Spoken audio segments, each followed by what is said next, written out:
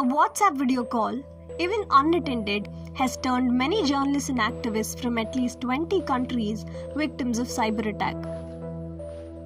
The attack, allegedly launched by NSO Group, mainly targeted journalists and human rights activists, and it was made public only in May this year. It used the WhatsApp servers to send its spyware Pegasus to about 1,400 smartphones and devices.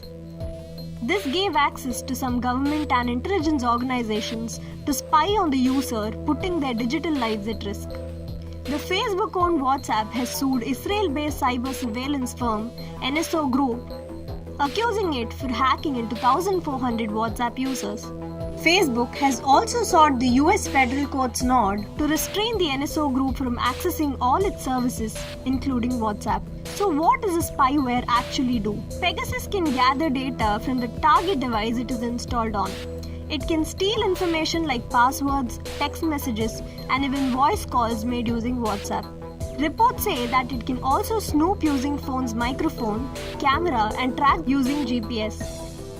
This breach was found by Citizen Lab, a laboratory in Canada's University of Toronto, which had also alerted the victims of the attack. WhatsApp said that it was the first time it filed a lawsuit against a private firm to carry out such an attack. It may be noted that the mobile messaging app provides end-to-end encryption, which its claim will prevent data from being read or modified by a third party.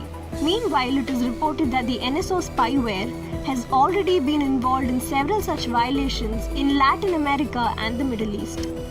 These cyber attacks included spying on politicians and journalists in Panama and a bid to snoop on a staff of Amnesty International. This spyware is also alleged to have played a part in the assassination of Saudi journalist Jamal Khashoggi at the Saudi consulate in Istanbul last October. So how to prevent a Pegasus attack? WhatsApp has listed 2 precautionary measures for its users it believed were hit by the spyware. First, they must always use the latest version of WhatsApp. And second, the users must keep their mobile operating system updated to receive the latest security protections.